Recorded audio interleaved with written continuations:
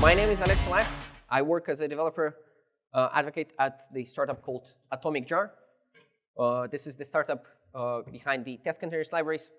So thus my interest in the topic. And we're gonna, if you don't have a chance to ask questions here, you can find me online and we can chat about anything from testing, software development in general, just life in general. I'm old and wise. I feel like I have things that I can share with people. Right. Atomic Jar is the company, as the company has two products. One is the test containers libraries, which we're going to see in action today for the particular use case. It's open source, popular, giving you the programmatic API for managing things in containers. And there's a software as a service service called Test Containers Cloud, which can help running containers during tests with test containers, which you might want to check out. And then, as we are a startup, obviously we are always hiring people. So if you are ready to take the conversation to the next level, you can contact Sydney. She would be absolutely ecstatic that you decided to talk to us. Right. Let's talk about software development.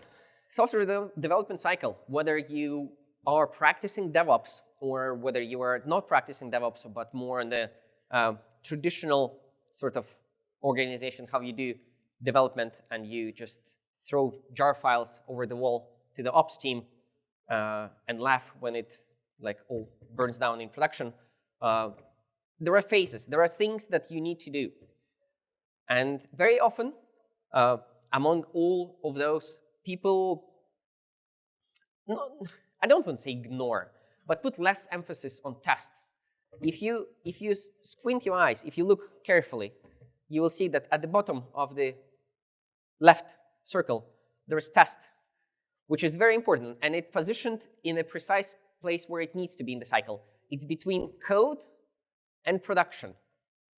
Testing lies on the critical path from creating software to running software, which means ideally you shouldn't be able to push anything in production without extensive or at least some testing.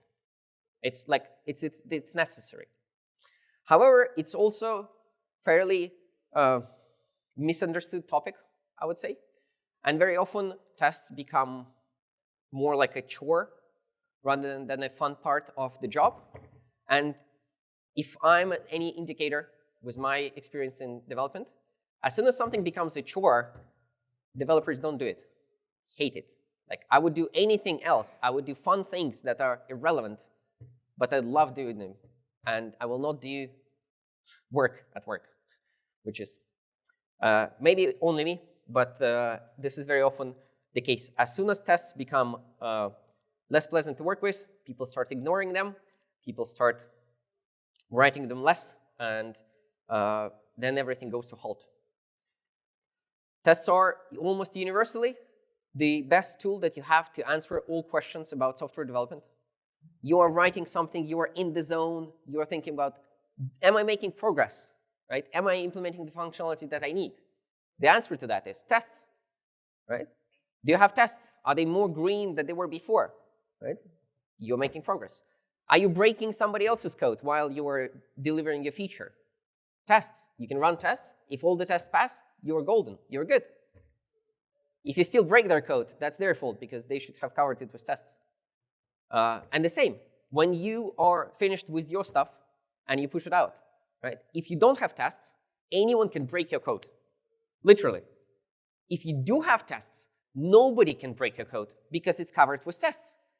They will literally not be able to push code that breaks your code because the test will not pass. So tests are absolutely essential.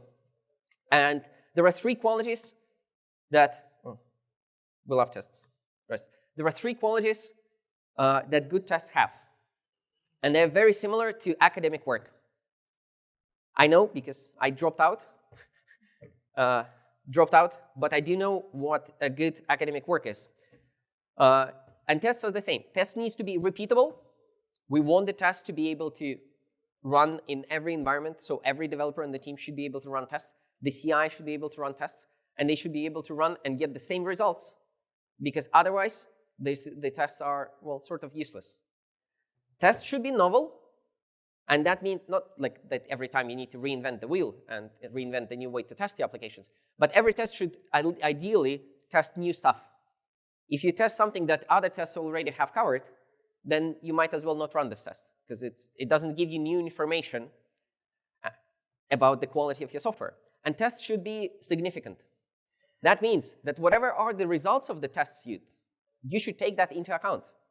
If you run some tests and they break, and you look at that and say, like, they were always breaking. It's probably like because it's Tuesday, and they always break on Tuesdays. Then those are not great tests. And this is one quality. And the second quality, if significance of the tests. If the tests run and they pass, you have the build that is green. That ideally should give you confidence to say, my software here is of good quality to go to production. Because if you run your tests and they're green, and you're like, I'm still not convinced, maybe half of the things are broken, then running those tests is not a great help in your development process. So today we're going to try to concentrate on how you can write tests that are repeatable and hopefully significant for the applications that are using cloud technologies. Wait, where are we going back? Yeah, test containers. We're going to use that with the libraries called test containers. Test containers gives you the ability to the API, and it's available in different languages, not just Java. There's Java, there's test containers Go, test containers for .NET, test containers for Node.js, test containers for Haskell and Rust, and test containers for Python. So different languages, different ecosystem have the same approach. What it gives you, the API to create, manage, and run instances of software in containers. And that gives you the unique chance to have in the applications, in the application tests, you can create the ephemeral environment to run your tests with. Your tests can declare by themselves what they want to run with. You can say, I would like to have a generic container and run that particular Docker image. You can expose any configuration that you would do on that Docker container via the API. You're just typing dot in your IDE and following the suggestions that your IDE gives. You can copy files, you can filter log lines, you can execute commands. You have the full control over how the service is configured and run. And this is very, very useful because it makes your tests standalone. It makes your tests self-contained. They don't depend on any external services provided. The configuration of the environment that your test need for running is embedded in the test, so it never gets stale. And it's also automatic. So everyone in the team running the same tests will get the same environment with the same versions of the same software that you hopefully use in production. And that gives you the repeatability of the tests. And that hopefully gives you the much higher degree of confidence that your applications work with technologies that need to work in the production. Test containers handles for you three big things. Is container lifecycle and the cleanup,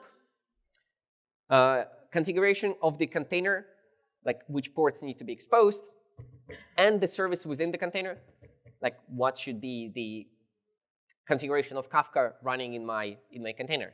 How should my Elasticsearch be configured in that container? And it gives you integrations with frameworks, which is in the Java case, it's mostly test frameworks like JUnit or Spock or TestNG, and then with the application frameworks like Spring, Quarkus, Micronaut, and so on. How many of you use Spring? Most of you. Very good, because we have examples with Spring. How many of you use Quarkus? 3 people. I'm going to show you a little example of Quarkus because there is an excellent feature that I want to talk about. What do the rest of you do? Libraries? Just custom in-house frameworks? Leading teams of engineers, managers? Very good. Just came here to sleep? 1 person. Very good. Love the honesty. Right. Besides besides the low-level API saying, oh, run that Docker image, expose that port, do this, copy that file there, put that XML here, this YAML needs to be formatted differently. You get the whole ecosystem of modules, predefined abstractions to run particular technologies with ease. There are modules for relational databases, NoSQL databases, graph databases, message brokers, other technologies. And just 2 days ago, just yesterday, we announced the official modules program, which I'm very happy to talk to you about, which is that some modules are officially maintained and supported by the vendors behind those technologies, which is great. One of them is CockroachDB, also at the expo there. So you can come to them and ask about how to test applications using CockroachDB. You should hear test containers in response. If not, please take it to social media. We will fix it. No, I'm kidding. They're great. They know about test containers. They would love to talk to you about that. Right. So let's see. Let's see a little example here. How does it look? So this is the example that we had in there. We can spin up Redis by saying that we would like to run this Docker image. We would like to expose that port. Redis is very simple to run in container. This is all good. This is all the configuration that is needed. We can run Postgres using the library and the module for the Postgres container. We can say, run this Postgres Docker image, put that schema SQL file on that entry point on the container path to create the schema, and it's all good. We can say, run Kafka, and the Kafka runs, and it all works. The definition of the containers are as small as they can be. And then, so this is the definitions and configuration. The lifecycle methods are straightforward. We can do just say start and stop if we want. So Kafka start or stop. And you can do this in your sleep because this is just calling methods in your IDE. This is what you are doing anyhow, like 4 or 5 days a week. So this is very simple. And then you need to configure your application to know where those services are running. And this works very, very well with traditional services that you need to have, like databases. You know that you can run like a MySQL database in a Docker container. This gives you the simplification. This gives you the flexibility to run it very well for the test use cases where you need to, like on demand, like create new instances of databases, break the schema, load it with inconsistent data, because your tests want to do those negative things to things. So, but you understand how to do this. So now the question is, what about the cloud? The old man yells at cloud. This is me. How do I test things that will operate with technologies in the cloud? And there are two questions to that, two types of services in the cloud. And one type of services in the cloud that we have is the managed services. There are like databases that cloud providers will be running for you, or services that they will be running for you from the typical relational databases like Oracle Autonomous Database, or Neo4j Aura is a Neo4j database being managed in the cloud by the Neo4j team, or PlanetScale for MySQL, or MongoDB Atlas is a platform that includes Mongo. How do you test against those? In testing, you emulate those cloud services with the actual instances of those things running in Docker containers. So you can run an Oracle database in the Docker container, or you can run Neo4j in the Docker container. And those are compatible because, well, this is the same service, it's just managed by somebody else. So this is fairly straightforward, and it's the same way. You spin up with test containers, you test against it.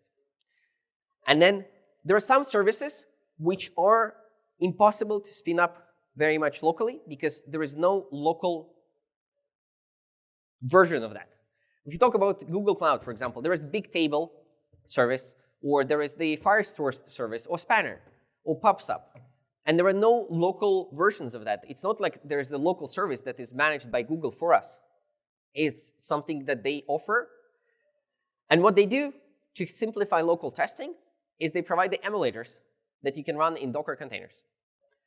And if you can run it with Docker containers, you can run it with test containers. So the test containers ecosystem includes the Google Cloud module, for example, that has those emulators, and you use it in a very similar way as any other data store or message broker that you have.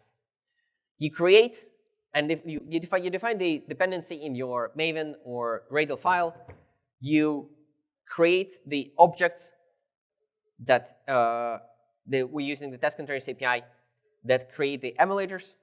You need to start those. You need to configure your application to where that particular technology is running. And then you just use it. You run your test with that application. The emulator will be running in a Docker container, and it is all good. And those emulators are provided by the vendor.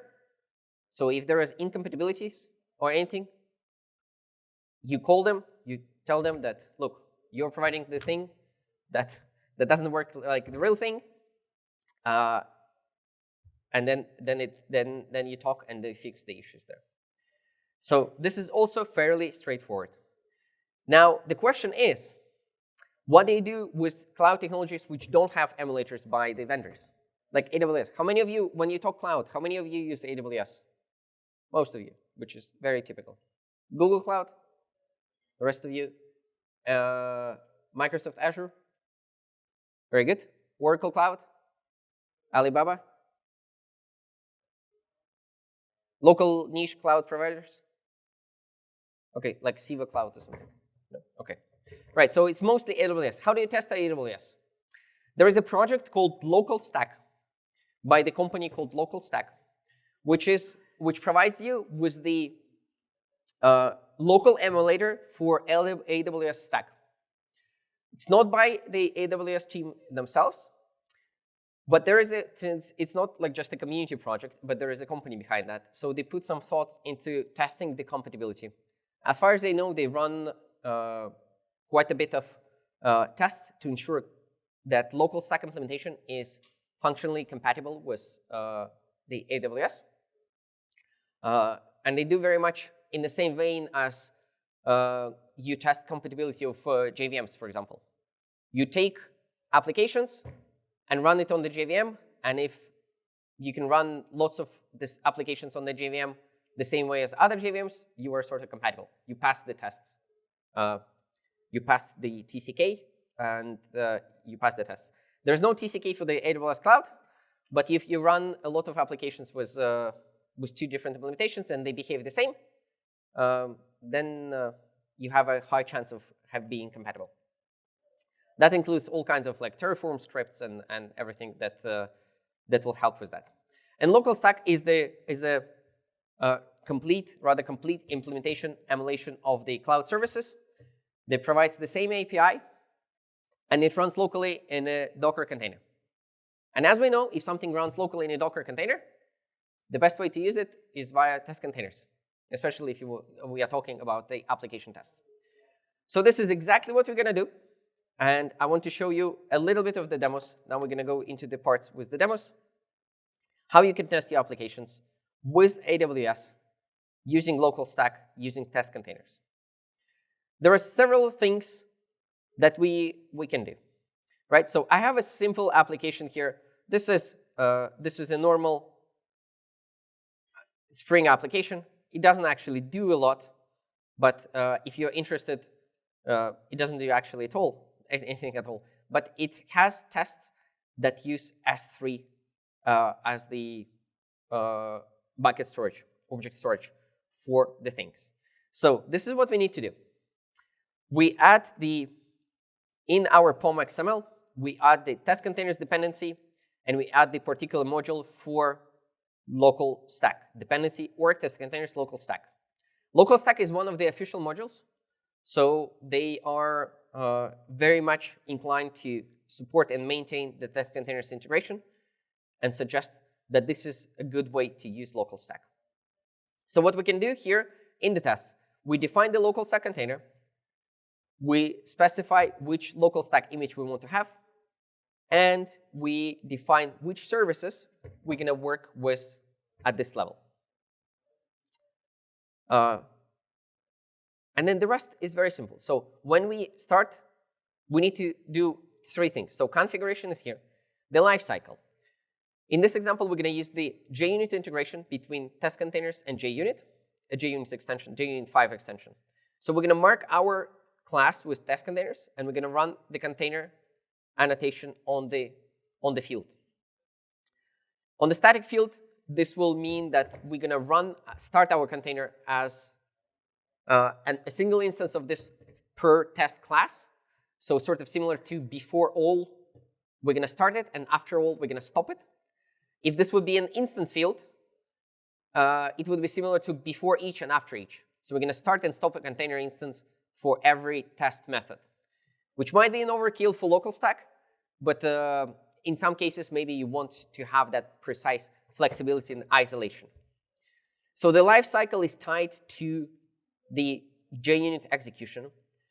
And we configure our Spring application to use local stack by configuring the normal AWS properties for Spring Cloud project to use AWS. So we configure the S3 endpoint, which we don't know where it is, but we can ask the same instance of local stack is, where is your S3? And then the local stack will tell us at runtime, of course. Like when it starts and when it's running, it can tell us where is it running. And we set up the region and everything. This configuration will override all the static configuration within the Spring app. So if I have something in the application properties, this will take precedence. So that allows us to create those on-demand environment for tests specifically and control programmatically what AWS accounts, or in this case, what local stack instance our test will connect to. And then before all, we're going to execute in container the command that will create the bucket for us. So now, after that, we can test our application. And testing looks very, very similar. You can have the tests. If this would be my normal relational database that I'm testing against, I would run something with the JDBC template, getting data into it, putting data into it, running through the classes of my application that does that. Here, we have nothing in the application, but we still can use the normal Spring Cloud S3 client, Spring Cloud, sorry, S3 template and the client to interact with our buckets. So what we're going to do, we assume that there is a bucket. We store the file in the bucket saying local stack is pretty nice. And then we retrieve the files in the same bucket, and we check that there is a file indeed. We create another bucket. We check that there are two buckets now. And then we save the file, and we take the file from the other bucket and say that it's one as well. I can run this test now. The only thing that your test containers tests require is an access to a compatible Docker environment. We spin containers in the Docker environment. It can be anything, any Docker provider that you have at hand. It could be Docker desktop. It could be Rancher desktop. It could be your Docker daemon running on your Linux machine. Any compatible Docker would work. Test containers, Atomic Jar provides a service called Test Containers Cloud, which is the easiest probably to get started. So this machine doesn't run my Docker locally.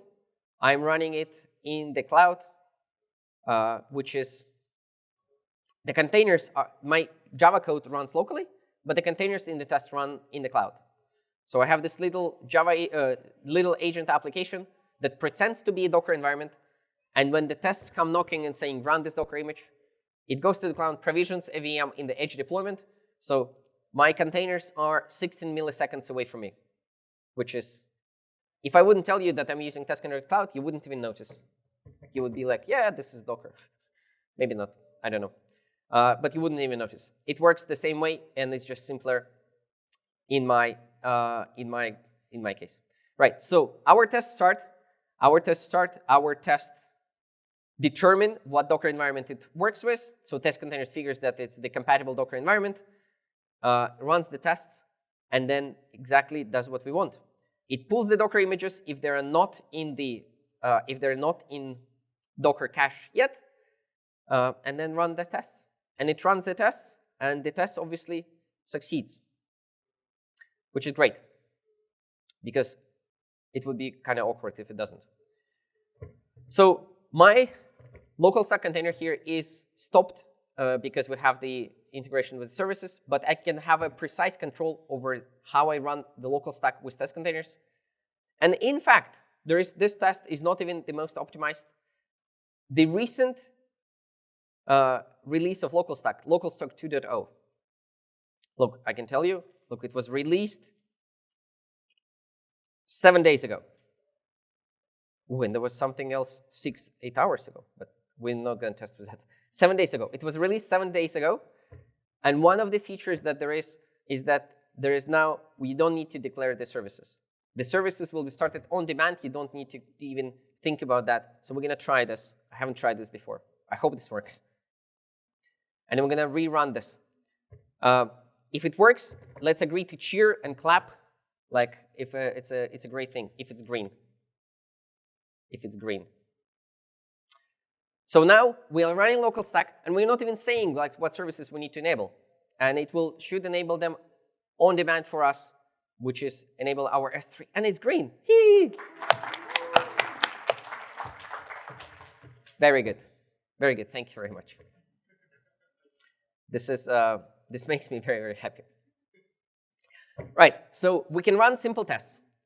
And this is fine and normal. And you can understand how using local stack, I can use the DynamoDB, for example, and it will not be very, very different from using Postgres. On my application side, it will be a little bit different, right? I will need to use the different maybe classes or something. But from creating the testing infrastructure, it will be similarly the same. I'm going to run local stack. I'm going to declare that I need DynamoDB, and I'm going to run it. My test and my application will just run and use that. There are a few services which are very tricky, which are very, very tricky. For example, Lambda. Because Lambda is not a service which you can use as a data store, right? But it is a service that actually runs your code. So you need to deploy something into that. Can you test Lambda with local stack? Who thinks you can do it? Who is not convinced that you can do it? Who thinks it's debatable if you can do it? One person? No, of course you can test. Why would I talk to you about that if it wouldn't be possible? No, it is possible. It is possible. So let me go to this example. This is a larger application, and this is an actual working application that you can find. An example. This application implements a Lambda that will resize the images. And it's an interesting application because it has two services that it uses. It uses S3 to store and retrieve images from, and it uses the image service that we're going to run as a Lambda that will actually resize the image. So the actual implementation details are not important unless you're paid for implementing solutions that resize images. Then talk to me. I'm going to show you the source code. But it could be any Lambda. It could be just an example that does something. And it's not just it does something in the thin air, but it works with another AWS service in integration. So to test this code, to test this Lambda, you need both S3 and Lambda service, and you need to deploy this code somehow. And you can very easily do that. And again, you can do it with test containers as well. This is a little bit larger example here. So we're going to go through this. We're going to use the local stack container the same way. We're going to declare the services for Lambda and S3. This example uses a little bit older local stack that is seven days older. So we need to declare this yet. We're going to create the network, and we assign aliases for the local stack container to be available within the Docker network. And we're going to configure that Lambda in there.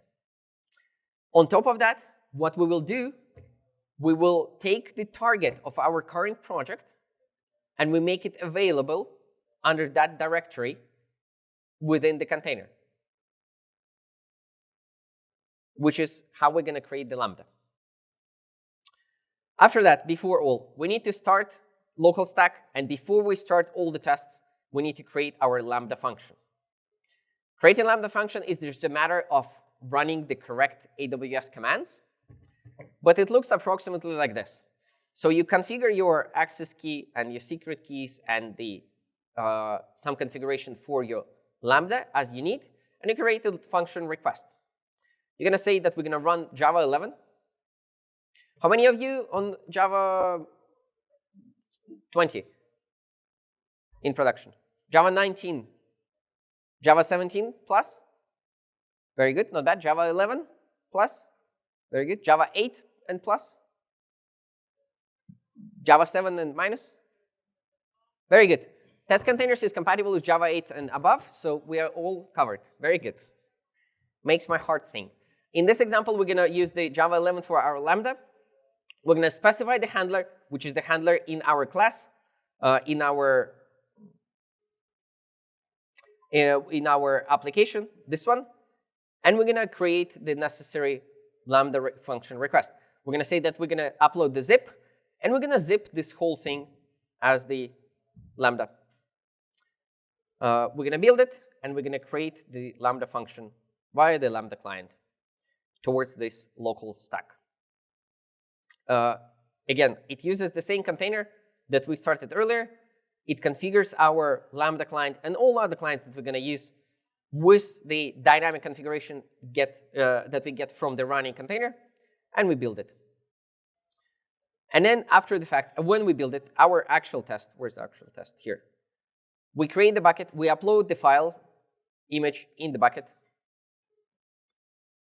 and then we're going to see if that works or not.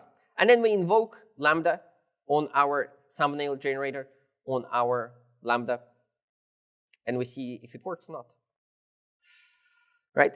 After that, we get the image from Lambda and assert that what we have is exactly what we wanted, the maximal dimension of our thing. It's, of course, it's only the happy path that we're testing here, but hopefully it works nonetheless. In reality, we would like to also test maybe some negative paths or some corner cases. And in reality, you will not be using more than a single local stack instance during one test run. It's very unlikely, because it represents the whole cloud, and most probably you will just have it have the isolation either within the services, within the service itself, like by using different buckets per test, or uploading functions, or you're gonna upload your Lambda function in there once, and they're gonna run like a bunch of tests from different test classes. And you can do this because the whole configuration of the environment is programmatic, which is very good. Okay, we have started the services. Our local stack has started. And then we run the test now. The Lambda runs. The execution took some time. We're running Lambda, thumbnail generator.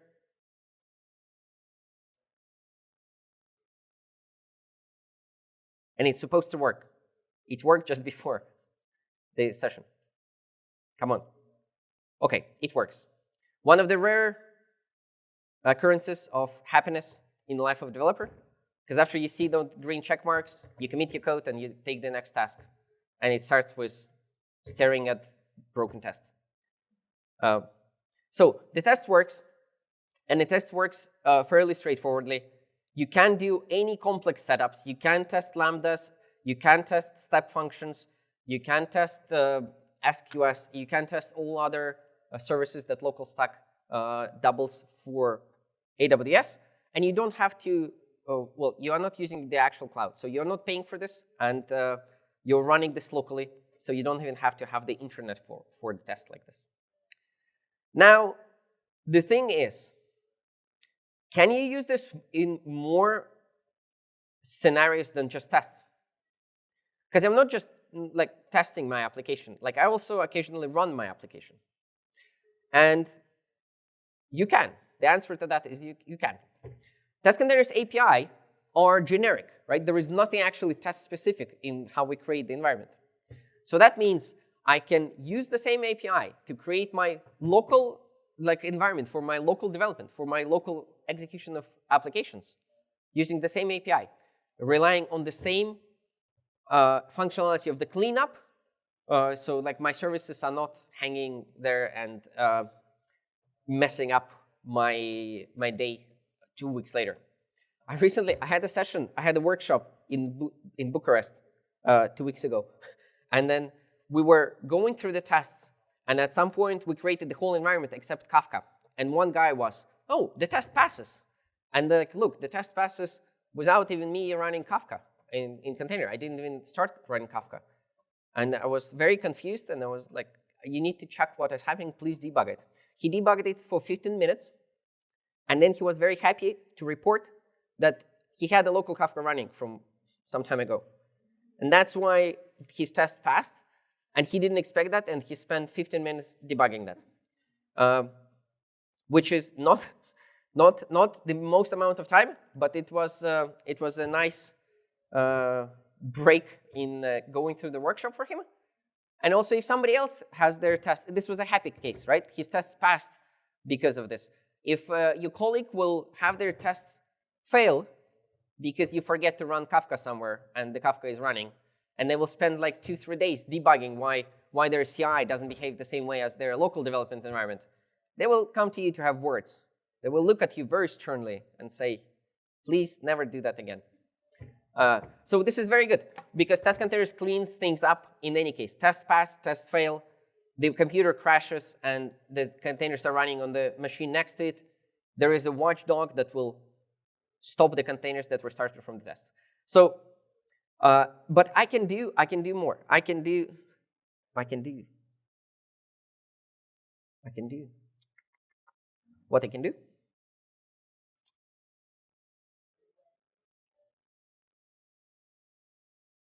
New window.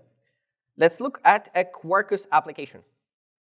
Quarkus is an application framework in Java that does one thing very, very well. It does many things very, very well, but one thing is very close to what we're talking about, which is the dev services. Quarkus dev services is the mechanism in which Quarkus application utilizes test containers to create those environments for us. What it does, it looks at the application and it sees that we are going to use the AWS bindings, and then it sees that we're not configuring what AWS account we want to run with, so there is no implementation of AWS. And what it will do, it will run the local stack image via test containers for us. So now, this application runs some things about Fruit, which is a fruit company. No, this is a fruit service, not the fruit company. The fruit company is something else. And it's going to use the DynamoDB. So Quarkus, what I can do Quarkus run, dev, Quarkus dev, and it will do the following thing. It will find that my application requires something, and it's going to start local stack for me, which is an amazingly convenient thing, because I don't need to care about the environment. I have my application that works with AWS. I can just run it, and the environment will be taken care of for me. So after it all started, I think I can go to my browser and can do localhost 8080. Localhost 8080 fruits. It's not there yet.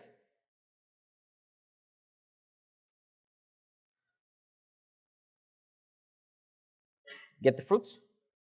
The fruits give us 200, right? So empty fruits, no fruits. And we're going to send a post request to the fruits. The post request will finish, it will save, and now we will have the papaya next time we get it, right? The data is stored in the DynamoDB in the local stack in Quarkus. Spring doesn't have a thing like that yet.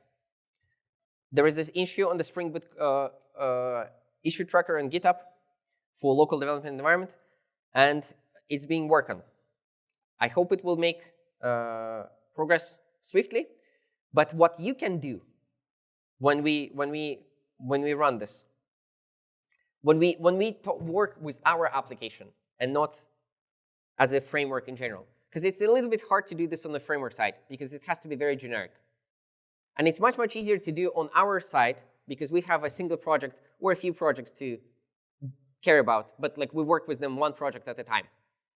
So what we can do for our Spring application is the following cool thing. We can extract our test configuration into the application context initializer. And this is the same application that the same setup that we saw before. We start the local stack. We start the local stack. We can create the buckets if we want in the application initializer, and we configure the Spring application the same way.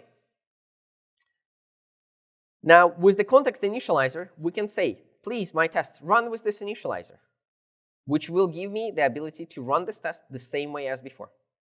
So here, when the Spring context will be initialized, it will spin up the containers for me, for the tests. And we have this in the test. It's exactly the same setup that I just showed you in the first place, the first demo, with the same local stack setup.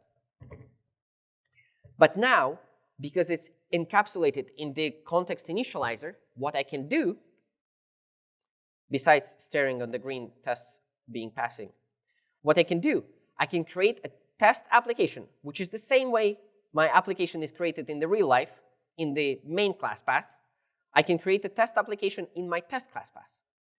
And there, in the test class path, that application will have access to my test containers libraries, to my context initializer that uses test containers in the test class path. So when I run this application and I say, please add that the same context initializer here, I can now run this class, and it will run my Spring application, and it will create the local environment for my cloud needs right here with local stack. This way, using the test containers and the same configuration that I use for tests and for this local development, well, currently this application does nothing, but you can see if I do Docker PS, you can see that there is a local stack image there, which was started. You can also see the Rook image, which is named very aptly for the Japanese god of death, which is a watchdog, which will remove the containers after it will stop receiving the heartbeat from my app. So my application runs, my application started the local stack, and if I need to use this application now, and if it would be actually application you work with AWS, you will be able to use it locally with the services. And you will be able to use it in the same way with the same services during the tests. And that will give you the decent chance of being confident that if your tests are covering enough use cases and your application is being used in enough time, then you run it and it works properly with the AWS cloud services for real. Including even like fun stuff like lambdas. Lambdas. Right, okay, I need to stop this, sorry. Right, wait. Stop. The application is stopped. Oh, here's the Rook in action. It is still there. It is still there. It is still there. It is still there. And it's gone. How cool is that? I can run it again, and it will create it for me again. On-demand ephemeral environments. So, for local development, for testing, you need to configure, and only you know what exact configuration you need. For local development environment, you can also configure the particular services, but you can use either dev services from Quarkus, Micronaut test resources, and Spring Boot currently has this GitHub issue. But there is progress. There's currently discussions and commits in there, so you can go and tell how much you would love to see it happen, and then that will, or thank the developers for working on it. Because in the open source, people don't get enough thanks, right? It's everyone comes to the issue tracker with their problems and then yell at you, and they're like, this doesn't work, and you ruined my day. Very rarely people come and say like, oh, I don't have an issue, but I wanted to say thanks. Which is great. Right, local development. And you can do it locally with local stack and test containers. As I said before, I run my containers here today using Test Containers Cloud, which is currently in the public beta. So if you run other Test Containers tests, I would encourage you to check it out. You can just go by the QR code and register for free and try it out how it works for your Test Containers tests. Has a number of advantages: easier parallelization and scaling due to the cloud,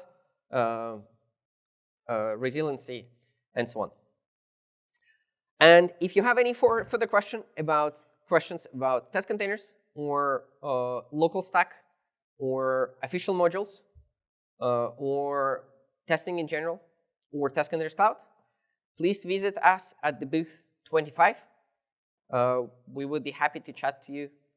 I know that it's the end of the conference mostly, but we still have some time, at least to exchange contacts, and then you can follow up with us. This is all from me today. Thank you very much. Thank you for coming.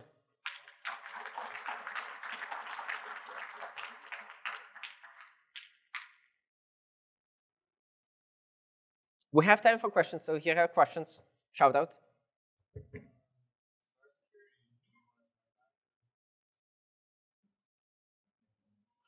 So your security team doesn't allow you to run Docker? So like, is it possible to like, instead of using Docker command, like deploy Kubernetes? So currently to run containers, test containers uses the Docker environment. And the Docker API is very convenient for us. It's imperative. We can say like, create networks, delete networks, do this and that. In short, it's not very easy to deploy on Kubernetes. The answer that you might be looking at is considering test containers cloud, which is, so the application here is a user space small application, a proxy that pretends to be a Docker environment, and it configures itself, but it doesn't have any capabilities on your machine, which might be one of the issues the security team has with local Docker installations. And it runs the containers in the cloud, so the containers also don't have any access to your local machine, which is a reasonably strong security guarantee. So you can look into the test containers cloud, and that would be one of the good answers. That proxy is provided by the cloud. Where do you get that proxy that you just mentioned? This is the small agent. Yeah, this is the test containers cloud agent application. If you go to testcontainers.cloud, register. You can download the binary for your desktop, for your CIs, or also like a user space binary, and it will run the containers. Good luck with the security alarm to install that. Yeah. Well, talk to us. Come to the booth. Because there are options, and there could be possibility of some sort of further requests for like hybrid modes where we use your cloud or something. So to run the containers still without like a local Docker. Yeah. Or I saw on the website you can run a remote Docker. So like. Yes, you can do remote Docker as well if you want to run the Docker on a different cloud machine, like in your data center or something. You can do that as well with test containers. That would work.